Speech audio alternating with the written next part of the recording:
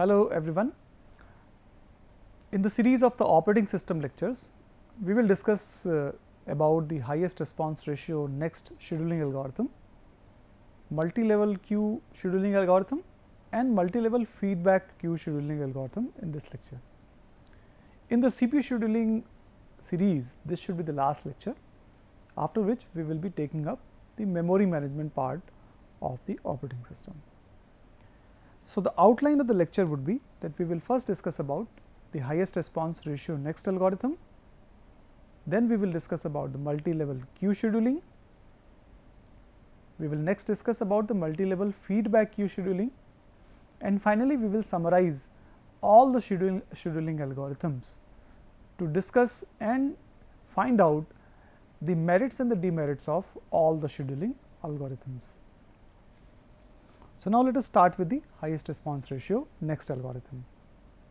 As the name suggests that some kind of the response ratio is required to be computed for scheduling the processes with this algorithm.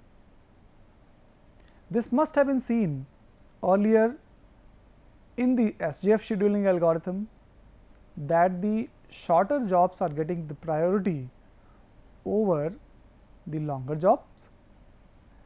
In that case, the waiting time of a process is very high, which are having a burst time of larger than the previously scheduled processes. Similarly, those processes which are short in time, they should be given the chance. So, the service time is known as the burst time here, and those processes should be given the priority. So, for highest response ratio next, we have to create a balance between those processes which are short and those processes which are not short. It means those having the longer burst times.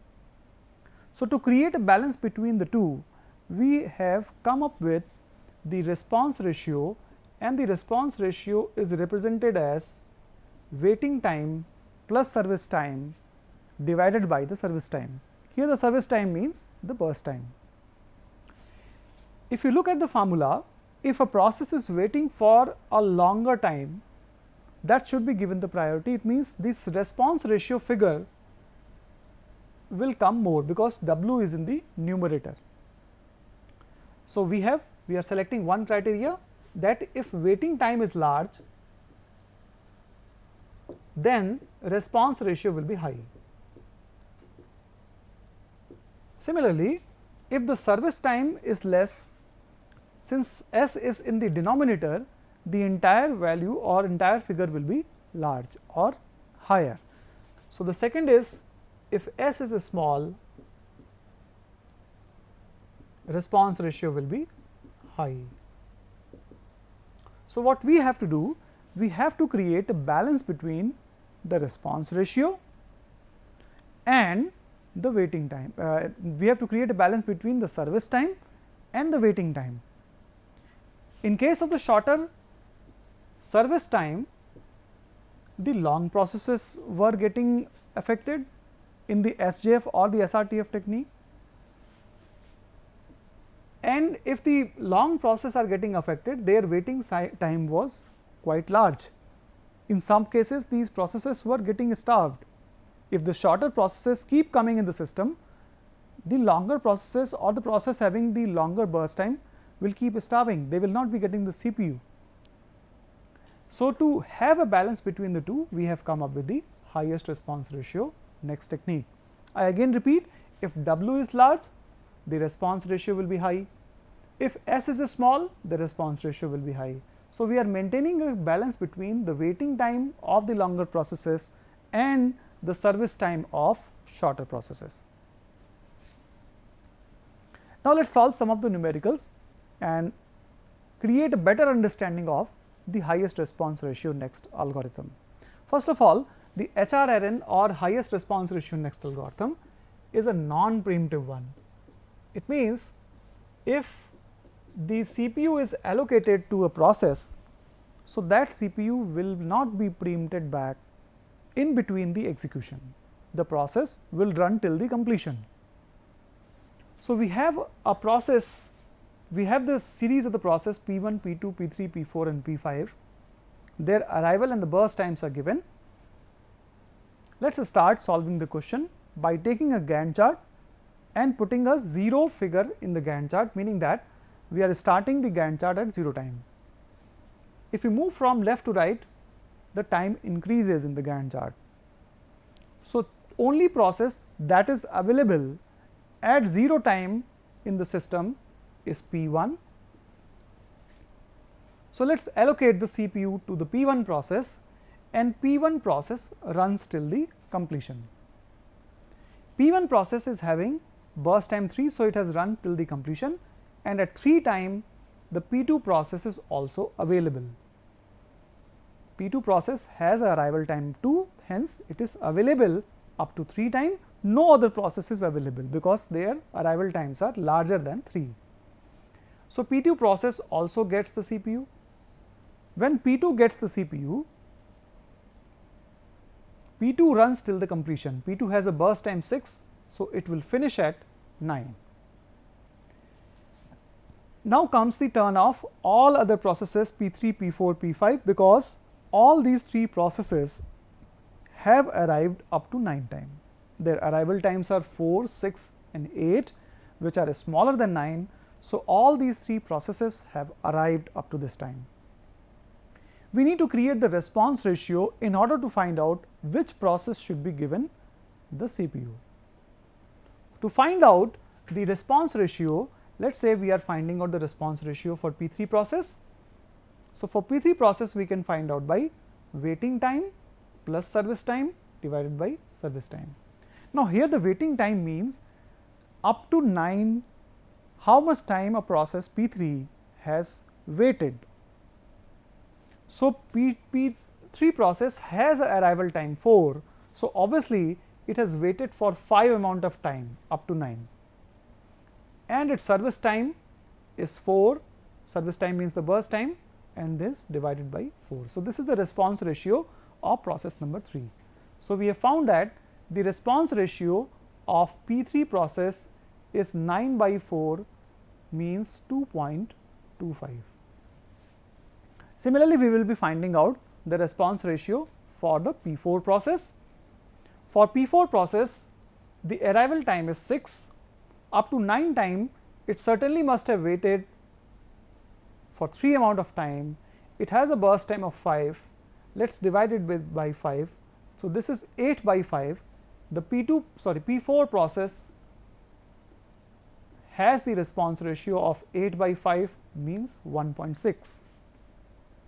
Similarly, the P5 process is arriving at 8 time.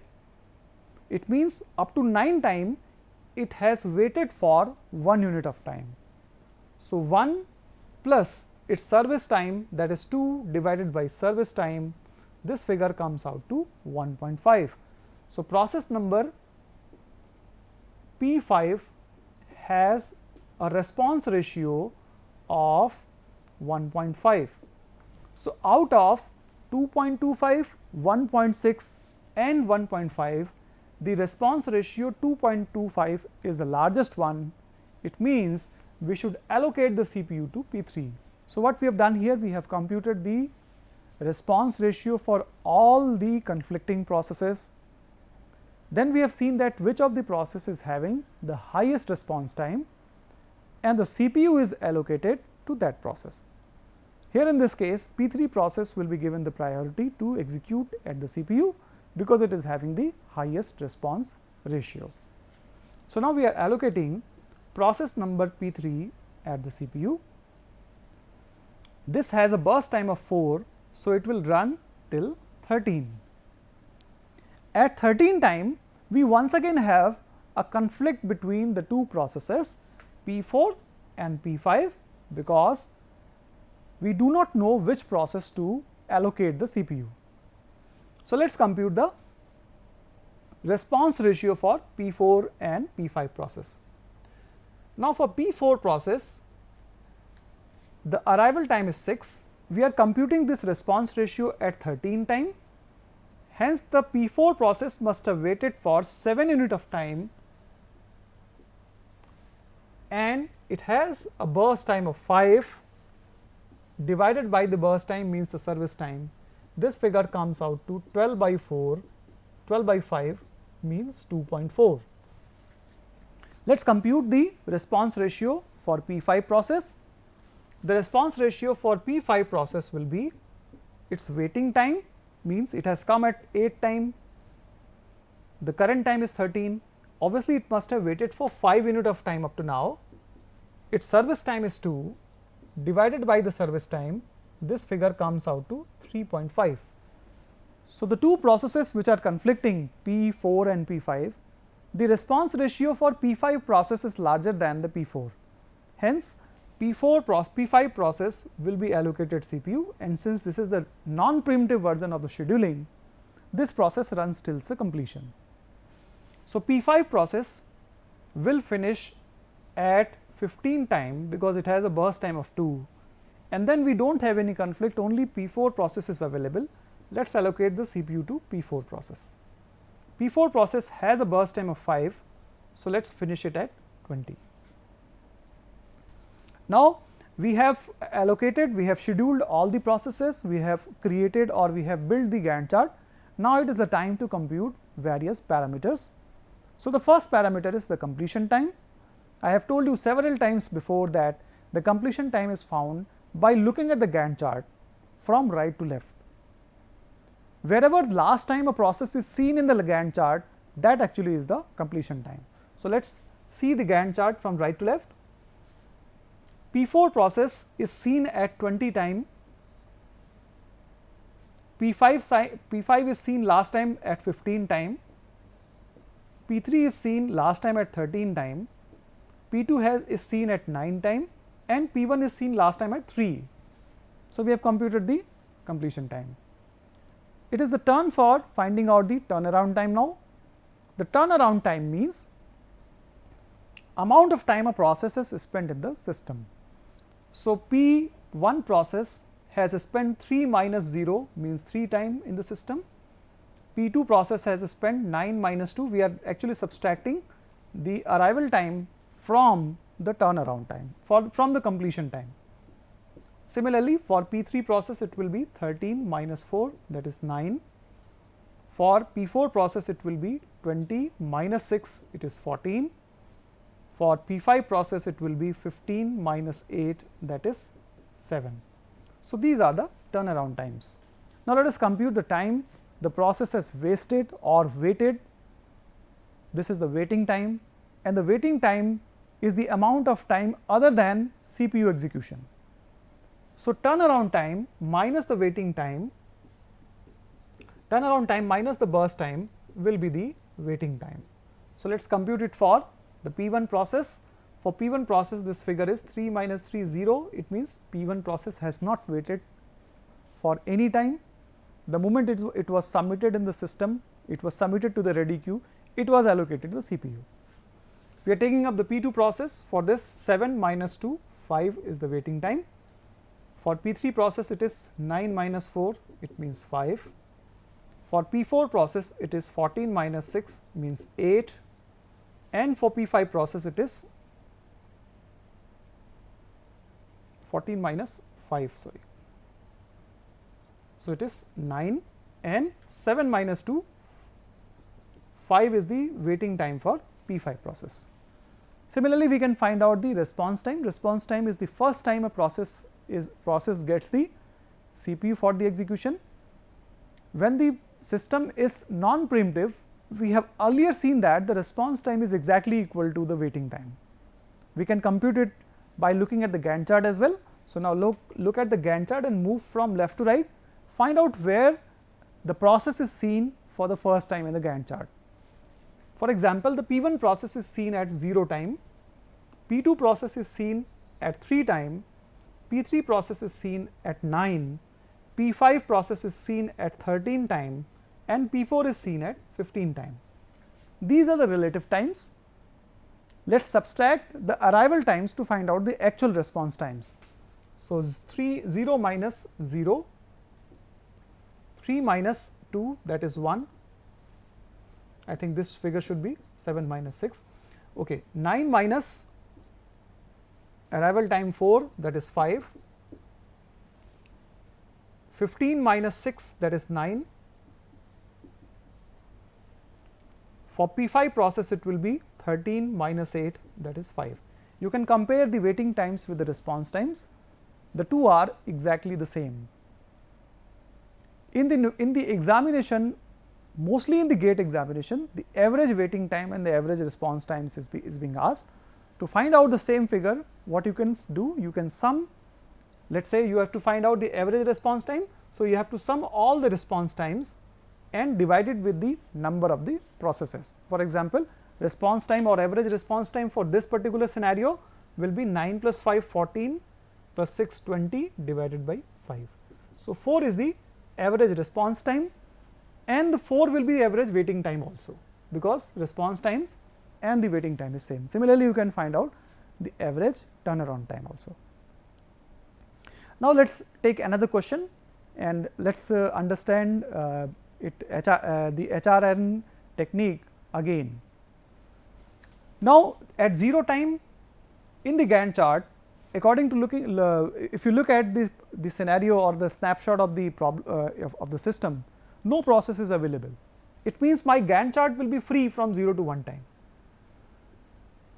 Okay, my Gantt chart will be free from 0 to 1 time. There can be no process allocated up to 1. At one time, a process P1 has arrived. So, let us allocate the CPU to the P1 process at 0 time, at 1 time. Since this is the non-preemptive version, so this will complete or this will run till the completion. So, it has a burst time 3, so it will run up to 4 and will complete. Up to 4 time, only one process P2 is available, no other process is available. So, we are left with no choice than picking up P2 and allocating it to the CPU. If it will be allocated, it will run till the completion. It has a burst time 6, so it finishes at 10. When it finishes at 10, process P3, P4 and P5, all these 3 are available. Now, we have to resolve the conflict, which process to be allocated the CPU. So, that can be done by finding out the response ratio. You know that the response ratio can be found with the help of the formula waiting time plus service time upon the service time. So, up to 10 time, P3 process has waited for 5 unit of time because it has arrived at 5. So, 5 is the waiting time for the P3 process, its service time is 8. If we divide it with the service time, this is the 13 by 8 and 13 by 8 is the response ratio for P3 process. Similarly, we can find out the response ratio for P4 process. P4 process has arrived at 7 time, current time is 10. So, obviously, this P4 process must have waited for 3 unit of time. Its service time is 4. So, 3 plus 4 divided by service time, 7 by 4 is the response ratio for P4 process. Let us compute the response ratio for P5 process. The response ratio for P5 process will be waiting time plus service time upon service time. Waiting time for P5 process will be 2 because it has arrived at 8 and the current time is 10. So, 2 is the waiting time plus the service time is 5 divided by 5. So, this figure is 7 by 5. So, we have 3 figures for P3 process. The response ratio is 13 by 8. For P4 process, the response ratio is 7 by 4. For P5 process, the response ratio is 7 by 5. Out of these 3, if you see, if you multiply numerator and denominator both with 2, this comes out to 14 by 8. So, for P3 and P4, if you compare P3 and P4 only, this 14 by 8 is larger than 13 by 8, and naturally the comparison between P4 and P5, P5 is having larger smaller value of the response ratio as compared to P4, because the numerator values are same and denominator value is larger in the case of P5. So, P4 is having the highest response ratio. So, we are going to allocate P4 process the CPU. P4 runs for 4 unit of time because it has a burst time 4 and completes. After the completion of the P4, we again have a conflict. So, we will again have to find out the response ratio. Now, let us find out the response ratio for P3 and P5. The P3 process has arrived at 5 and the current time is 14. So, P3 process has waited for 9 unit of time. It has a service time of 8 divided by the service time. So, this is 17 by 8.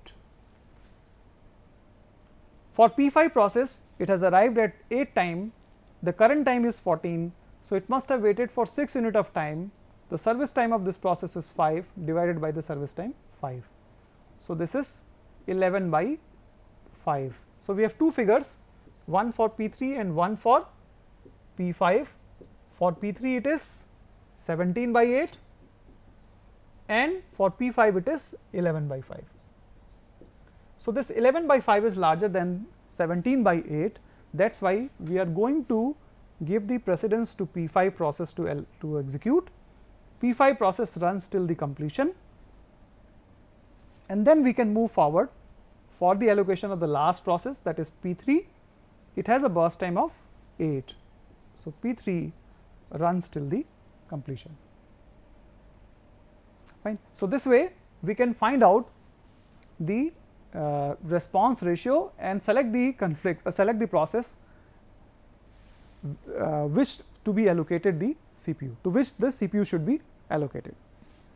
So, this was the highest response ratio next scheduling. I believe that you are able to do the rest of the computations by yourself. Now, let us go for the another scheduling technique, which is the multi-level queue scheduling. Multi-level queue scheduling means we are maintaining multiple queues. We are maintaining multiple queues. Let us see this with a diagram. We are not maintaining only one ready queue, we are actually maintaining many ready queues, and these ready queues have their own scheduling algorithms. For example, if this is the queue number 1, this is queue number 2, this is queue number 3 and this is queue number 4. So, each of these queues will have their own scheduling algorithms. Queue number 1 is having a priority scheduling algorithm, or queue number 1 is dealing with the priority scheduling algorithm. Queue number 2 is dealing with SJF, means shortest job first algorithm. Queue number 3 is dealing with round robin scheduling, and the last one is dealing with the first come first serve scheduling algorithm. Now, what we have to do, we have to categorize the processes. Every process, it means the category, according to the category of the processes, we have to give them or we have to accommodate them in the different queues. For example, in the given scenario, if we have a system process or the operating system process, that process should go in the queue number 1. If we have the interactive process, for example, the gaming processes, that should go in the queue number 2. If we have the batch process, then it should go to the queue number 3, and if we have the student process, it should go to queue number 4. We are also allocating the priority to the different queues. So, highest priority is the system process and the lowest priority is of the student process as per the taken example. There are two schemes by which we can do the scheduling. We can first execute the processes of the highest priority queue, it means Q1 queue, followed by the processes in the second queue, followed by the processes in the third queue, and finally, the processes of the last queue. If we do so, as you know that the operating system is continuously running process in the system. So, if operating system is continuously running, it means its elements will keep coming and executing in the system. This will lead to the starvation of interactive processes, batch processes and the student processes. So, dealing with the priority is not a solution. We should actually give the time quantum to each of the queue, so that all the processes are given a chance to execute. For example, we can think of giving x% of time to system processes for running, and then we can give y% of time for the interactive processes to execute. We can give z% of time for the batch processes to execute, and we can give w% of time for the student processes to execute. So, this way we are creating some balance between these processes. This is also the time quantum. If you understand this, for example, 20% time is given to this, 30% time is given to this, 40% time is given to this, and to another 20%, 10% time is given to this. So, this is actually the time quantum. If you divide it in the numbers, then it will be 2 is the time quantum for the first, 3 is the time quantum for second, 4 is the time quantum for the third queue, and 1 is the time quantum for the last queue. So, this way we are creating a balance between the two or different kind of the processes and giving them the equal opportunity to execute at the CPU. So, we are saying this multi-level queue scheduling because we are maintaining multiple queues for accommodating the different processes, and these queues are the ready queues. Ready queues means the processes near to the processes which are required to be executed will be kept in the ready queue. So, instead of making only one queue, we are maintaining multiple queues here. We can have another scheme that is known as the multi-level feedback queue scheduling. In the multi-level feedback queue scheduling, we are maintaining multiple queues as before, means as in the multi-level queue scheduling, but some of the processes may not be able to complete.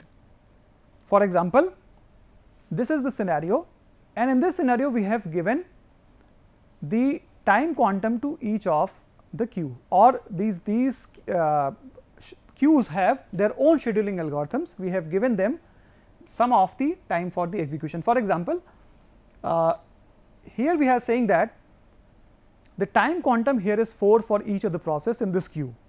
Here we are saying that time quantum is 8 for each of the processes in this queue, and time quantum is 16 for all the processes in this queue, and this queue is running on the basis of FCFS. Fine. So, a process when submitted will be treated in FCFS, means all those processes which are already available in this queue will be served first, then the one which has arrived just. So, this will be given a chance to execute the CPU only when its chance comes, or in the first come first serve manner. If it is not able to complete in 4 unit of time, the process is upgraded in the next queue, and again it is treated in the first come first serve manner, and when allocated the CPU, it can run up to 8 unit of time. Similarly, if it does not, it is not able to complete in this time, it is again shifted to the next queue, and when its chance comes, it will execute the CPU for 16 unit of time, and finally, if it is not able to complete, it is given in the last queue. So, since we are giving or upgrading the process in the next queue and so on and so forth, we are saying that this scheme is actually implementing the aging. Aging means we are upgrading the process in the next queues. So, we can either upgrade the process or we can degrade the process as well. We should decide that which queue has which type of the execution scheme, but we should upgrade the process from one queue to the other if the process is not able to complete. So, those are all the scheduling algorithms. We have discussed about FCFS, SJF, SRTF schemes, priority, primitive priority scheduling. We have discussed the round robin scheduling, highest response ratio next. There are some more, for example, longest job first algorithm or longest remaining time first algorithms. So, you can implement them all as per your need, or you can study them as per your need. So, this is the reference for this lecture, operating system concept by Silvershades and Galvin. Thank you.